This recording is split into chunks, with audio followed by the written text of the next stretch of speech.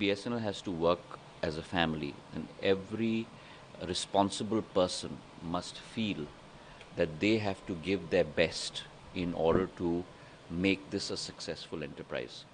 This is a model that we adopted almost a year ago, where our reviews do not take place at the CMD level or at the director level in headquarters in New Delhi, but take place at the chief general manager, the CGM level, who's in charge for every circle. Every CGM is the CEO of his or her circle, and therefore their involvement is key to be able to succeed in a turnaround of BSNL. I have to say that over the last 4 quarters that we have been doing this, we have seen tremendous amount of results. The ability for people to be able to set their own targets quarter on quarter, to be able to report in the following quarter what they have been able to achieve, a feeling of ownership, a feeling of contribution, and not only that, but also the ability to be able to recognize the stars in our firmament.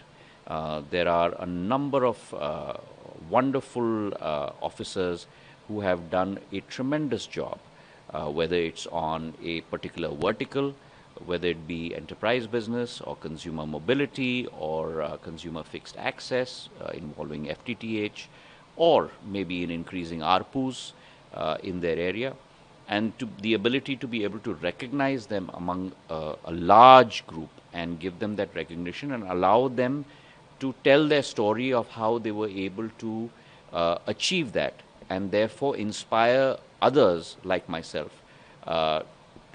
to be able to move forward and work as diligently for BSNL. It was an extremely rewarding session yesterday, as we do in every quarter. We are very hopeful that we will be able to show this fiscal ending 31st of March 2026, not only increase in the top line revenue of BSNL, but also a very good increase in the operating profit of BSNL. Last year we closed at roughly about 22,000 crores top line and close to about 5,300 crores in terms of operating profit. And hopefully we will see a rise both on top line as well as operating profit. No. So I want to make you understand. So what we're talking about is 4G saturation. 4G saturation involves all operators to ensure that every village, every hamlet has connectivity. There are close to about 39,000 villages that were still not connected when we rolled out the 4G saturation project, involving close to about 25 to 26,000 towers to be laid to be able to provide that connectivity. I'm glad to report through you to our viewers that almost 21,000 towers have been laid. The remaining 5,000 towers will be erected latest by June of this year, end of June of this year, providing full 4G connectivity and full 4G saturation across every length and breadth of India. There are a number of issues with regard to laying out towers in inhospitable terrain, where there is an issue with regard to steep hills or with regard to weather. We have identified such 2,415 issues. I set up a ginger group that was looking at this from April, May onwards last year. I'm also glad to report to you that out of the 2,415 issues covering close to 2,600 towers, we have resolved close to 2,250 issues. Only 165 issues remain. What are those issues? Things like right-of-way, things like land access, things like handover of land to the telco company. So I have been coordinating, the ministry has been coordinating with both the state governments as well as the central government to be able to make sure that we facilitate that. And through you, I'd like to thank all the chief ministers as well as the central government ministers like the Ministry of Environment and Forests for their valuable assistance in being able to resolve these issues. So the B6GA Alliance, which was set up by the Prime Minister based on his vision document for 6G, very early days in 2022, has been extremely active. It has grown from a group of 15 to 20 organizations to over 80, 100 organizations involving not only technology players, equipment companies, but academicians from all IITs and respected institutions, to entrepreneurs, to across the board. Our target is to be able to contribute 10% of patents to the 6G formulation, as and when ITU and 3GPP formalize that.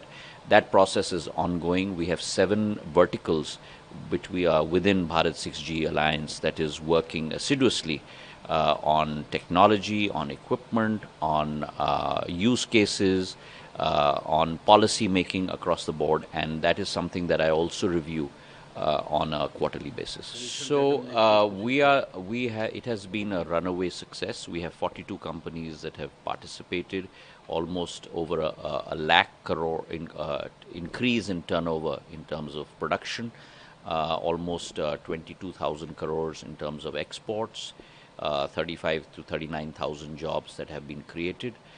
So it has been a huge fillip to the telecom equipment manufacturing sector in India. And now with India's entry into the 4G manufacturing space, of which there were only 4 countries and 5 manufacturers: China, South Korea, Finland, and Sweden. And India is the 5th entrant in the world into this special group. We will certainly see a great fillip towards greater equipment manufacturing in the country.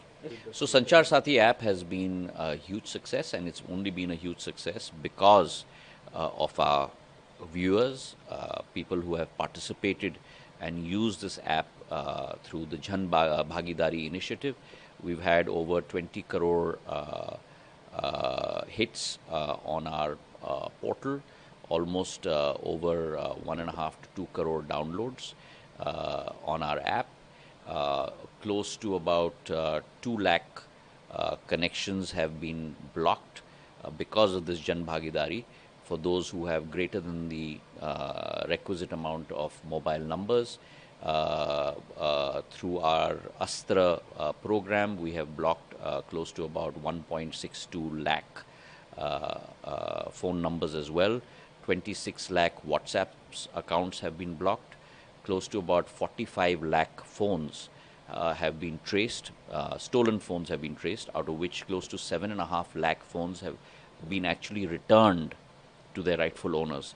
So Sanchar Sathi has been a great success because of people's participation.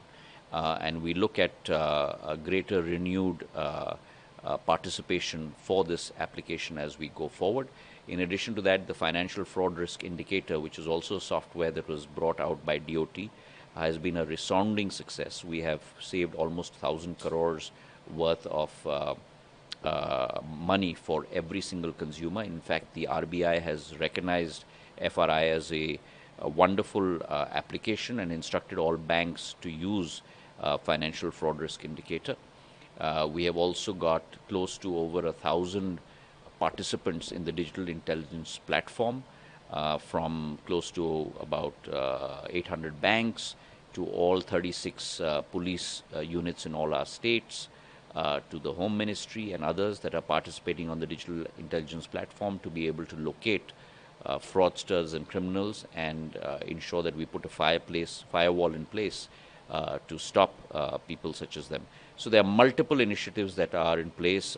We've also got Crore, which is in place to stop spoofed calls, incoming spoofed calls. And when we put this software in place, there was almost 1.35 crore spoofed calls coming from international destinations as well, also into India from calling centers.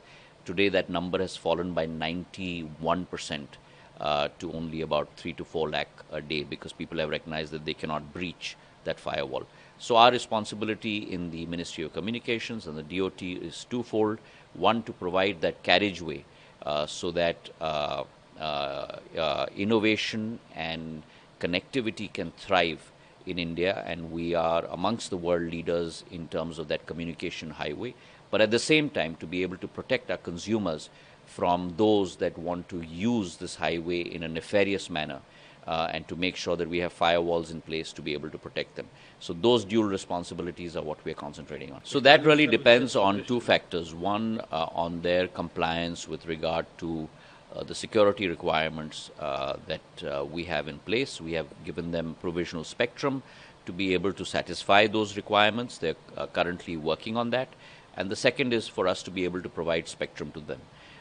That has to be decided in terms of the policy cost, which today the TRAI and DOT are working on.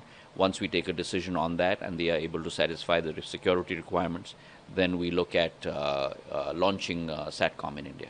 So the decision that the government of India has taken is based on the judgment that was pronounced by the Supreme Court, where it has seen Vodafone as a special case, both because it has 20 crore customers, as well as the fact that the government owns 49% of its equity.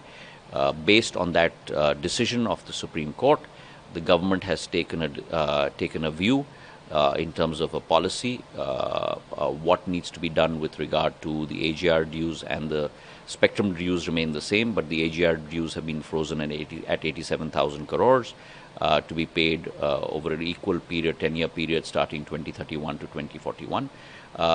If there are others that have that desire, then they will have to also go through the same route.